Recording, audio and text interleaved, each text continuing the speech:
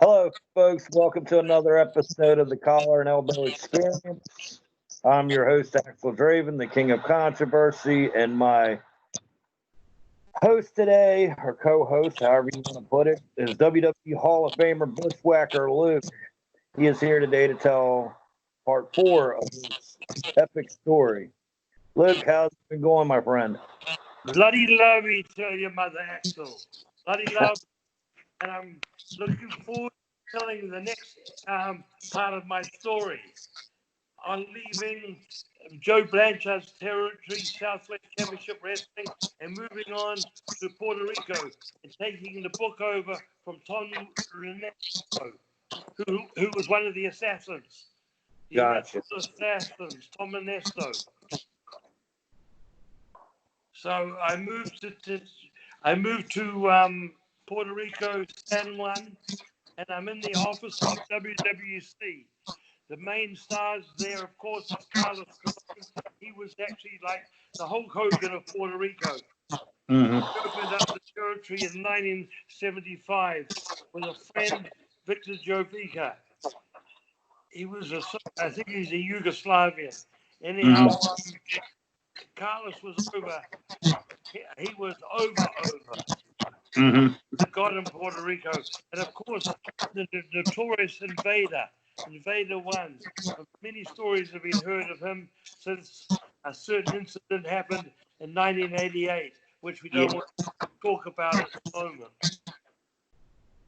But anyhow, I started working there and came in with Butch. We'd been there before in 1980, just for a short time.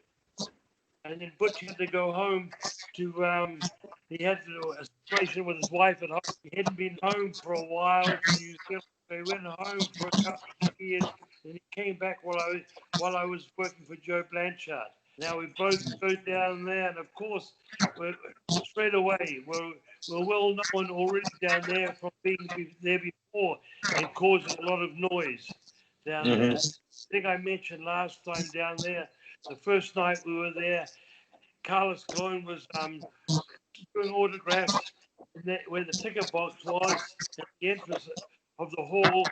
We came in there with our flagpole and laid him out. The ambulance come and took him out. That's how we started last time there. This time we came in into television and we started more or less we're causing a rumpus on the television, of course. Now the television wasn't done in studios either. It was mainly taken on the big shows every Saturday night. Yeah, right. Every Saturday night was in one of the sub-cities around San Juan, like Bayamon, Caguas. There's quite a few places, or right in San Juan, in the Roberto Clemente Center. These arenas held about 8,000 to 10,000, maybe 12,000, the smaller arenas. And we did television there every Saturday night, and we were drawing about 8,000 every Saturday night for television. Things were rocking and rolling. Carlos was running. Now he was running Friday, Saturday, Sunday, sometimes Thursday, and always twice on Sunday. Anyhow, we came in and we won the belt straight away. I can't remember who we took the belt for. Maybe the Invaders. Invader 1 and Invader 3. Jose and Johnny Rivera and of course Jose. I can't remember his last name. I can't remember his last name, but he was in the Invader 1 who worked in New York before. Right. He started, you know, down there when you do an angle, they're pretty heavy. We started a program with the Invaders, and during the program, in about the 4th week, we broke the Invader's arm. Oh, wow. Corner with a flagpole, and held him where the other his partner was, I think it was handcuffed, or we got rid of his partner, and Butch put his arm over his shoulder. I came off the corner post with a flagpole, and we broke his arm. He was taken to hospital, put in plaster, and it had that magnetic thing that joins the bone, the electric shock thing that helps to join the bone together. He had that thing on his arm for 3 months. And he came back in the 4th month, something like that. He was out. Meanwhile, we were working with other players in the territory, different the medics and different tag teams, while the invader was recouping. When he came back, we came back and did the promos for it, and we went right into a big event in the major ballpark. And I think when he came back, we drew around 21,000 people. And that we didn't have much built up underneath us. That was the main event. The invader against me and Butch, and then they came back and we started our program with them again, which went on for quite a while. When he came back, we broke records in Aquadia. They never had a house over. This is a small spot show. They never had a house over $22,000. I think we put it up. We did a $30,000 in a small house in a small town on a Sunday afternoon. In Ponce, we had riots there. I remember we knocked them both out, and we wrapped barbed wire around the both of them, and it was an arena where they played volleyball, basketball. There was seating all around the court, and they were pulling the rows of seats off the court and throwing into the ring. You know, the row of seats would be 4 in a row, and ripping them off and they were throwing them in the ring. It was wild. You know, I think I mentioned to you before, at the door of these arenas, outside the front of the arenas, these guys would be selling bags of limes, little hard limes, or bags of old spark plugs. You know what the fans would buy them to pelt you in the ring with them. Oh my God. You know, the guards around the ring who worked for the promotion, they had shields like in the old days. Remember when they had spears and the old Roman days, they had the shields in front, and the guards in Puerto Rico had, because the fans would pelt stuff. They wouldn't be looking at the ring. They would have the backs of the ring looking at the crowd with the shields. There was no ringside seating except for the big ballpark events where they sell 2,000 seats around the ring. They have more guards in, but all the other shows, the fans were in the stands. Right. They weren't out on the floor. You know, if they broke through to the floor, one of the guards, you know, would take them down and they would take them out and beat them up to scare the people from coming out. They grab them and beat them with batons in front of the rest of the fans to scare them from doing that. It was a vicious situation.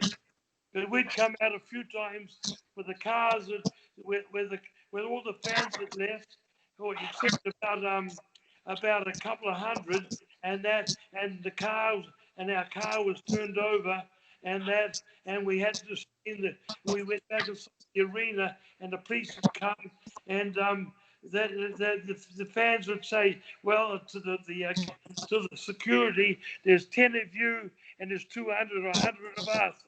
And so they'd have to call the police, and the police would come, the Mufti's police would come in leather jackets and Uzis and have to clear them out with tear gas. The fans were wild there, mate. Yeah, sounds like that car was in the dressing room. It was down low, and they could look in. There was those concrete blocks, and they could catch a glimpse through the side, and they used to shoot You could hear them bang, and the bullets would fly off the rocks. They wouldn't get through to us, but they would piss over the brick, and the piss would come in. Excuse me, the piss would used to come into the dressing room. Hey, especially in the plants and cards, where the people were hot, Right. and vicious. The That van sounds driver that used to drive us to the towns that we did go in cars, he had rocks in the back of the van, you know, that he carried. So he would tell when they started firing back, throwing stuff at the van, he would stop the van, go to the back and start. He was great with rocks. He could hit a guy 20 or 30 feet away, or 40 feet away, bang on the back of his back or his head. He was great with rocks. He may have been an old baseball player. what it sounds like. These people rioted, mate. You know what I mean? When they rioted, they rioted. Anyhow, it was wild. A few funny part after the big shows, mate. On Fernandez Uncas play the road called Fernandez Uncas. On the end of it, on one end of that road, or halfway down it, was the office. On the far end of it, down and the back of old San Juan was the Black Angus. The Black Angus was a whorehouse. It was a hotel downstairs. It was all women from all over the world. Different women worked in there. Upstairs were rooms, like a hotel rooms. And the funny part, all the international guys would come in and then straight after the shows, they go for a drink there. That was funny. Where would we drop you off? The Black Angus. Crazy, huh? They'd be ready, you know. There was the big show weekends were 4 shows: Thursday, Friday, Saturday, and Sunday.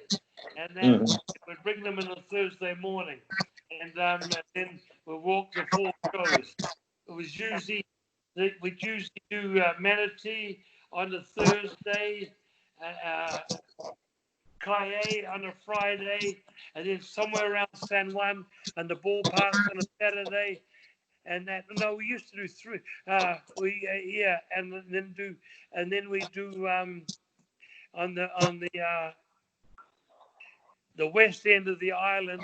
We used to do, I forget the name of the town, but it was a big town, and then we'd do a Sunday show there, and we'd draw about 8,000 to 10,000 there on Sunday. The territory was wild, mate. We did it with a big angle, and that. You do a heavy angle and build up and then pop it and do the thing. The people came in hordes. Right. When I came in this time, they were building this thing with Carlos, Bruce Brody, and Stan Hansen had broken Carlos Colon's neck. And Carlos Colon was out for about 6 months wearing a neck brace. I don't know whether he wore a halo, but he wore a neck brace. And then finally, when he got better, he wanted to come back against Stan Hansen and Bruiser Brody, but he couldn't get an opponent. And in the end, he decided the best opponent to get was his lifelong enemy, Abdullah the Butcher. And he did this angle. He comes to Texas. We had this big house in Texas, and we had a houseboy, and he knocked on the door of this house in Texas with a caseload, a briefcase full of cash. The first time he came there, and he said, "Is Abdullah there?" And the houseboy went back and spoke. And the houseboy asked him who it was, and he went back to talk to Abby, and he said, "There's a guy called Carlos Colon here." And as Abby told him, tell him to fuck off, or not fuck off, but told him to leave. He didn't want anything to do with him. And then Carlos Colon came back the second day, and he got told. The third day he came back and opened a briefcase, and he says, to Carla, and he says to the guy, "I've got so many dollars here, maybe 50,000 or 100,000 to buy Abdullah for the one big show." And that time he went to the houseboy, went to the back, and Abdullah comes to the door. He opened Abdullah grunted and groaned. Carlos opened the bloody briefcase, and Abdullah took it and nodded, and that was the big thing. He came in and he tagged up with Carlos to work against Brody and Hanson. Now in this situation, Abdullah wasn't in the babyface dressing room, and he wasn't in the heel dressing room. He was they had to have a separate dugout. He didn't come from one of the dugouts. Then Hanson and Brody come out from a dugout. Abdullah come out from a mobile home, and that's because he was in the middle there. He was a great character. But that was the biggest, at that time, that was the biggest house. We drew 40,000. That was in 83. We drew 25 in the ballpark there, which was sold out in the stands. And we had, I think, 2,000 or 4,000 are on the field, seats on the field. And then we had live connections to Ponce and to this other town. I can't remember the other name of the other town. It'll come to me. I asked my wife in a minute because she's from Puerto Rico, and we had a closed caption in those towns, and that was the biggest crowd they ever drew for one show, over 40,000, and that was in the early '80s on that island. The only biggest show I think in the States at that time, in '83. Earlier in '83, they did that big show in the Dallas Stadium when Kerry Von Erich died. Kevin Von not Kevin, the oldest Von Erich died. What's his name? David. David died. They did a tribute to David, and they brought Rick Flair in to work against Kerry. And then they had the other three Von Erichs work against Fritz and the other two sons, Right. Kevin and another son. And that was they drew a big house there. And the other house that was bigger was the one that Chase Stadium when the boxer fought the guy from New Jersey, the heavyweight fought the Giant. The Giant. You talking about Muhammad Ali? No. Muhammad Ali did the thing in Japan against never mind. Against the Japanese guy. It was a Bugler or some a boxer, well-known boxer who'd been a heavyweight champion. He worked against the Giants in Shea Stadium. They did about 60,000 that time, and I think the Von Erichs did 50 or 60,000 in the ballpark in Dallas. Yeah, so that was the third biggest house, at that time. Yeah. WrestleManias hadn't even started then. You know what I mean? I think WrestleMania 3 is still the biggest. WrestleMania 1 started in '84. Yeah. But I'm saying number 3 was the one that sold out more tickets than any other event, right? Yeah, that was the one that was in Detroit. Yeah, where Hogan slammed Andre. Yes, that was number 3. I think that was in '86. Yeah. Yeah, anyhow, but this is '83. This is '83, and they hadn't had a WrestleMania yet. You know what I mean? And the first WrestleMania was done in the Gardens in New York. It wasn't in a big football stadium. Yeah, it was in Madison Square Puerto Garden. Rico. Yeah, there was a lot of times in Puerto Rico, and we did and of course we were doing Trinidad every 2 months too. And the riots we had in Trinidad was unreal. One night we were working against a local guy in Trinidad there was a champion of Trinidad who was a promoter. He was an ex-amateur wrestler, but he was getting on. He was in the 40s at the time. And this other guy, he was a sort of a hood guy, but they ran all the underground events. This family, and he had a great name, Williams, Thunderbolt Williams. He could hardly work, but he was stocky. He was big. And when he threw a punch, it was like he was throwing a cricket ball. You know, Right. when you pitch a baseball, you throw like that, but he threw over like that when he punched you. Boy, and when he comes to the ring, fucking people were wild. He was well known in Trinidad. Port of Spain. That was the main city of Trinidad. Anyhow, this night we had a guy from New York. I'm just trying to think his name. He used to put a toy behind him, a wooden toy that his legs would move, and a well-known guy, drew big houses in New York back in the 70s. Bob Backlund? No, he was a gimmick, a Polish guy, a strong man, he always ate a big sausage, and the Ivan Putski? No, but he had that look like Ivan Putski. He was about 280 pounds, powerful. Mighty Igor. You ever heard of him? Yeah. Mighty Igor, he's dead. I worked with him quite a few times. Butch and me worked with him. And this night we were in the cricket park in Port of Spain, and it was him and this Williams guy, Thunderbolt Williams. This night they built a special dressing room for us out of car cases, which cars come in the big car cases. They built it like that, and we did a wild finish. In the end, they were the champions, and we took the belt off them. Or something other. Igor and Williams with the belt, and the fans went insane. They came and knocked us. We were in this car case, was specially made for the event. They nailed it together. It was only about 6 foot high and about 12 feet, 10 feet by 6 feet wide, 6 feet high.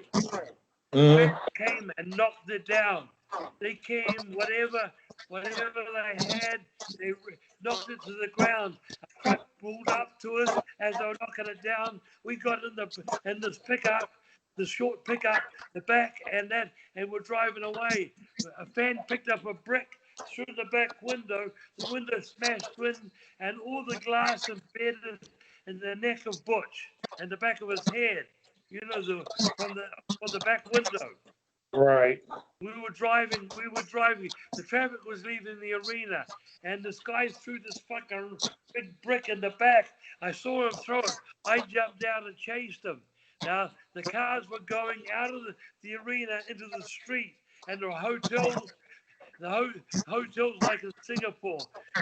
You don't realize. I like in the islands.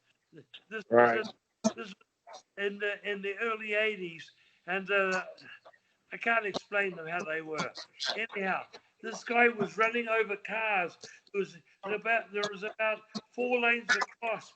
He was diving over cars. I was jumping on the hoods over cars, chasing him.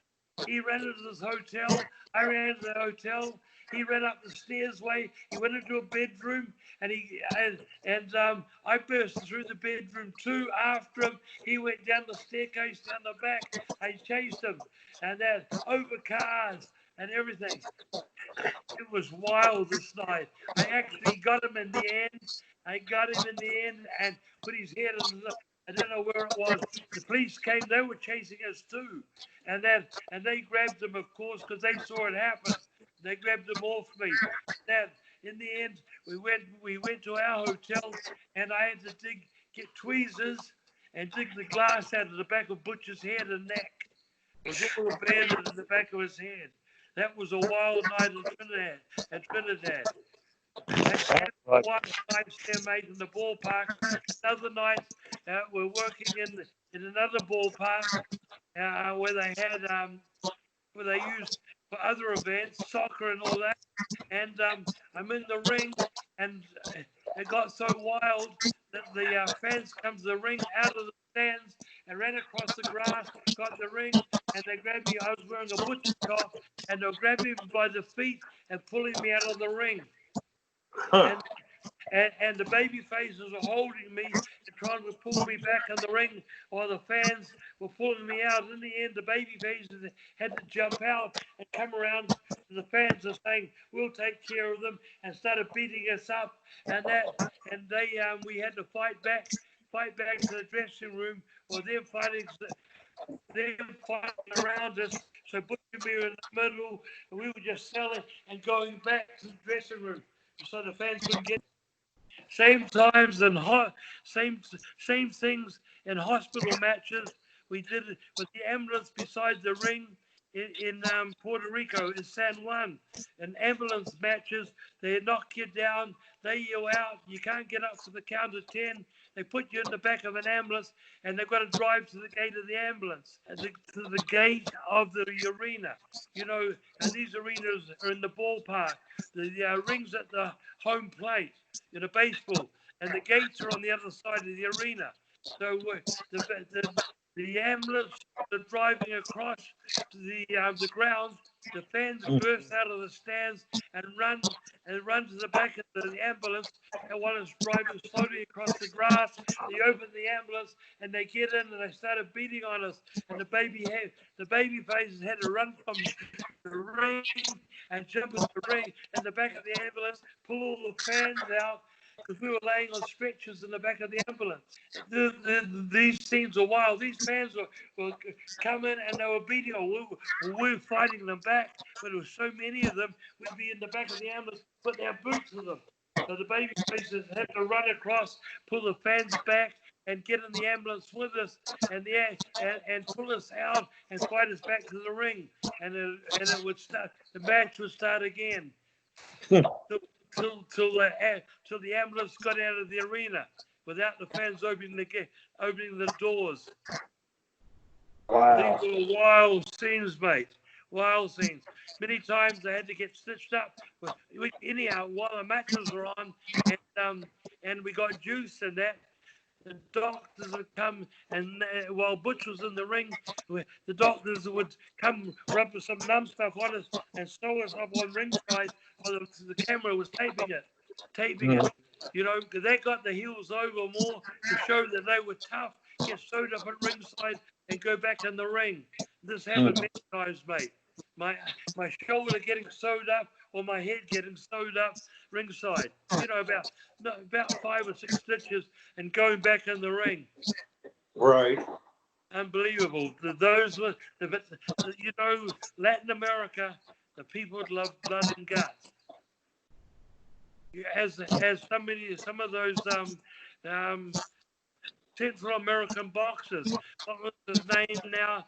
Who was when Sugar Ray Leonard and all that group was hot at the time. The guy from Panama and another guy from Central America.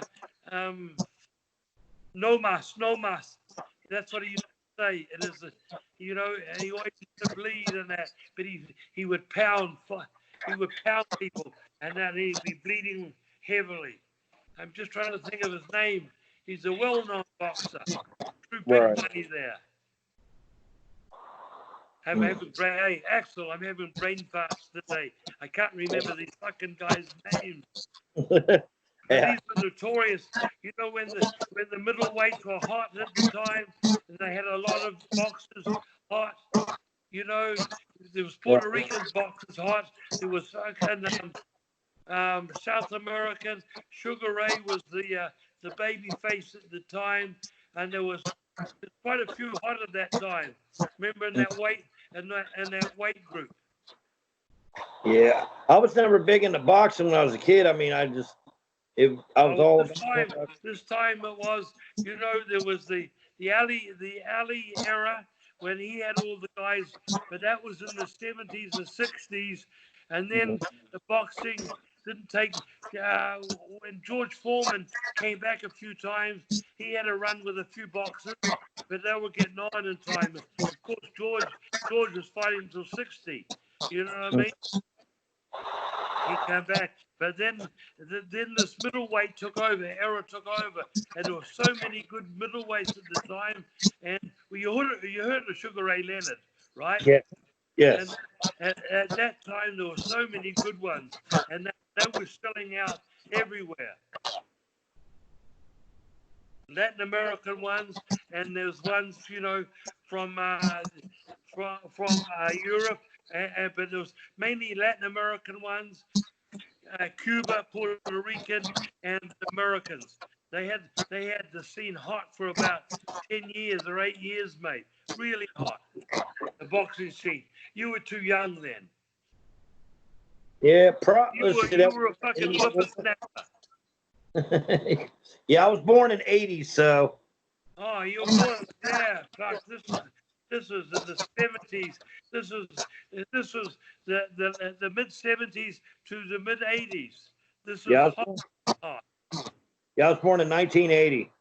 Oh, mate, when you were born, that's when that middleweight was hot, heavy, Yeah. heavy, hot. And since you've been born, I guess Tyson. Were you around when Tyson had a run? Yes.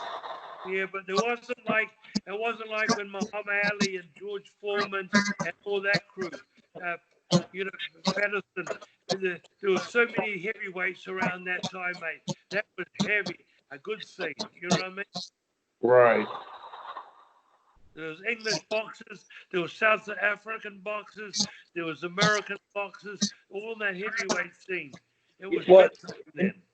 In the '80s, boxing got really popular too. I mean, you think you had all those Rocky movies that were out. Yeah. Yeah. In the '80s.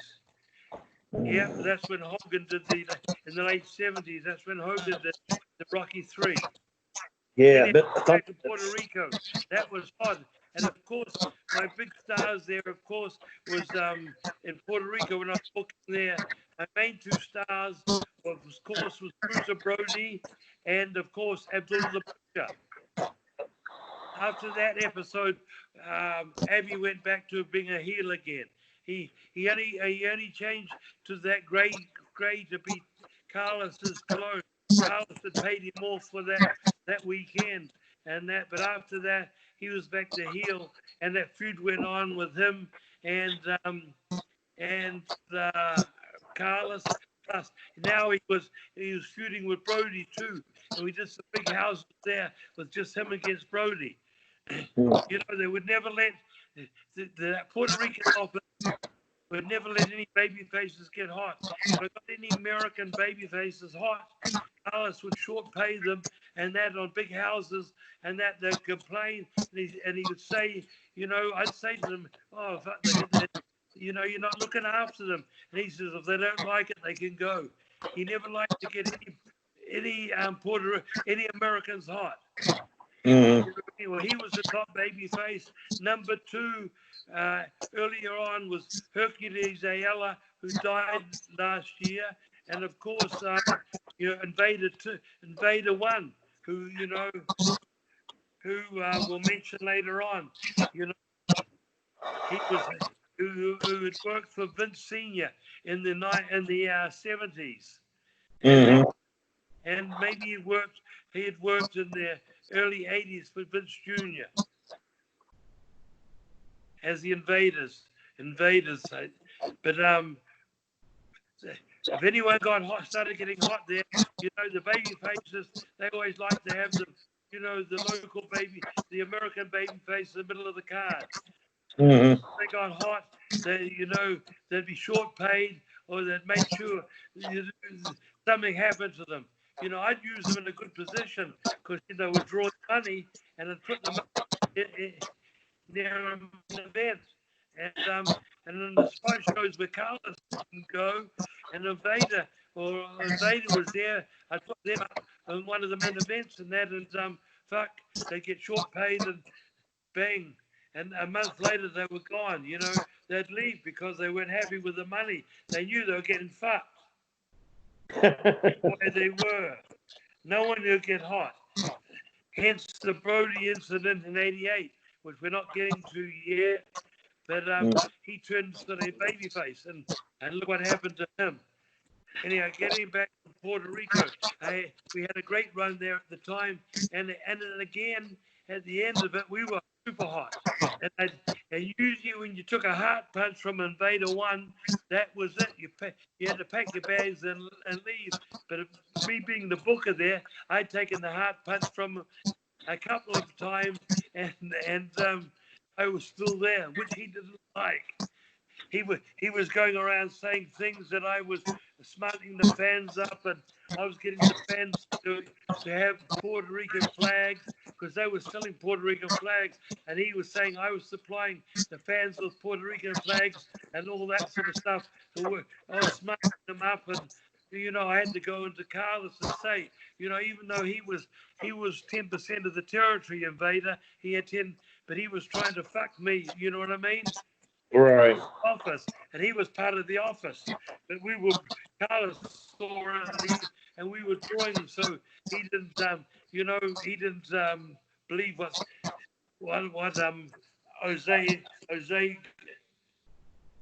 Jose was saying. Right. That's Invader One. But anyhow, in the end, I didn't turn. But the mistake was I should have turned babyface myself and had it a run as babyface because I had another help team under me. The blondes who I had in Texas, I had them there. I bought my whole crew from Texas. Killer Brooks. I bought Eric Embry and his partner Dan. Yeah, in the end, his partner was another guy from the south that Eric liked and knew from. I bought him there. Brooks. I think Manny Fernandez came down there, and they bought some other guys too. Al Perez, of course, bought him there. He was the Puerto Rican heartthrob, and but he knew he could never get over. They loved him down there, but he knew a spot. He knew how they were down there.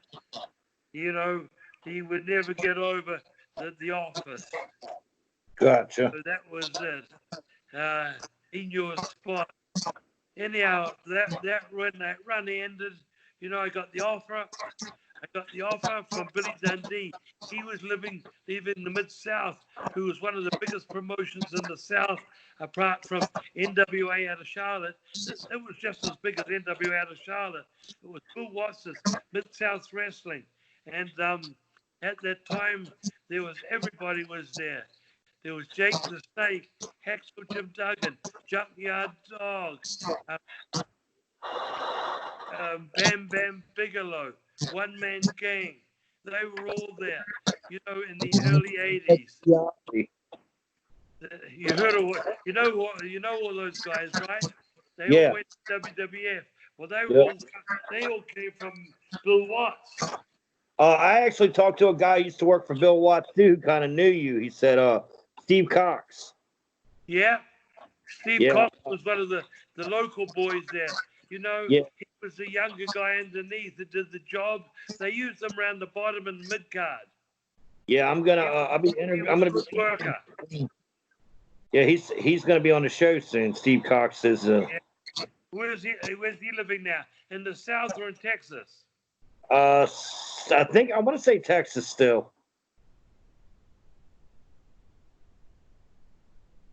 I had to wet the whistle. Oh, I know. I'm right there with you. I've been drinking iced tea all day. Yeah, that was iced tea. And Arizona diet iced tea. Sweet, but diet. Yeah. That Arizona here, I love that Arizona tea. Right. Well, anyhow, I got the offer. Bill Dundee was a booker there. He had just taken, that was a big man territory, and he had just taken the Midnight Express in there and the Rock and Roll Express and changed it. And Vincent started taking the guys. He'd come in there and started taking. He took Bigelow, Bam Bam Bigelow. He took the bald-headed guy who did the cage match with Hulk. King Kong Bundy. King Kong Bundy. Yeah, King Kong Bundy was there. I worked with King Kong Bundy too in Texas when I was in Texas. Boy, I remember him throwing me in the corner and coming into me, smashed me in the corner. Now, if the ropes were cheese cutter wires, I would have gone right through the other side in 3 pieces. Wow. He hit me so fucking hard, mate. He was only green. I don't think he started till 82. He was from Larry Sharp's school in Philadelphia. Right. Yeah, that Larry Sharp's school. I forget the name of it. It was Notorious School. That was where all the names come from in the 70s and the early 80s. Well, look, this would be a good place to wrap it up right here. We can come back again and pick up right here with the Bill Watts territory. If there's anything that you got coming up that you want to let your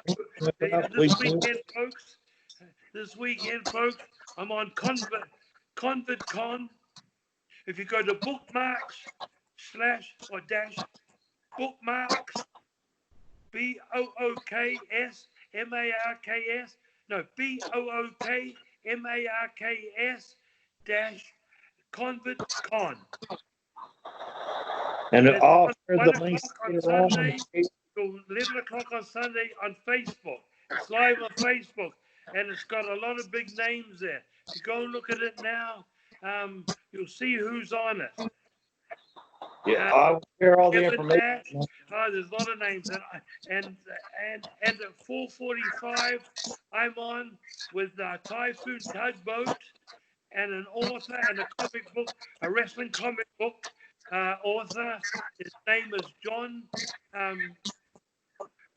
Crosses, and another Glow Girl. I forget the Glow Girl's name, but she's the original Glow Girl from the first season. We're on at 4:45. But if you go to that now, COVIDCon and bookmarks COVIDCon, you'll see a star-studded lineup of legends and current names on that COVIDCon, on that virtual Comic Con. Starts at 1 o'clock on Sunday and goes to 11. And then the following week, I'm working on either Friday or Saturday on Toronto's Memorabilia, Toronto Expo, Memorabilia and Cards Con. It's called Toronto Memorabilia Expo and Cards Con. I'm on that. I don't know my times yet. It's either Friday or Saturday. If you go to that Toronto Expo, that's another virtual Comic Con, and that's got hockey players, baseball players, football players, and it's got Kevin Nash and me as wrestlers. It's got a few other wrestlers on it, and I think it's only got Kevin Nash and myself as the wrestler. But the big thing, of course, in Toronto is the baseball and the hockey, and I think it's got some pro football players too. A lot of baseball players. So I hope to see you guys there. Check me out on both this Sunday and the following Saturday or Sunday on these virtual cons. And then if you're looking, if you're looking at my you want a signed picture from me, go to bushwhackerloop.com. This T-shirt, there's a few T-shirts on it. This is one of the new ones, and I'm wearing. And plus, there's another new one coming out. There's another one there, and there's 11 different photos there. I will sign them personally on a video chat with you. Just get hold of me through whacker47 gmail.com. 47.gmail.com. No, sorry. bushwhacker47@gmail.com. You'll see it on the website. Check Right. me out, mate. bushwhacker.com. Anyhow, Axel, it's great to be on your show again. What's it called now? Elbow, The collar and elbow experience. the collar and elbow experience. It reminds me of Al Snow all the time. That's his brand of T-shirts. Right. That's what I heard. Yeah, somebody told me that, and I was like, oh. That's been out for a few years. The collar is, yeah. Yep. Anyhow, mate, it's great to be on Collar and Elbow Experience and to be with you, mate. And I'll talk to you next week. And all Right. your fans out there, have a good weekend and see you down the road. Oh, yeah. Whoa.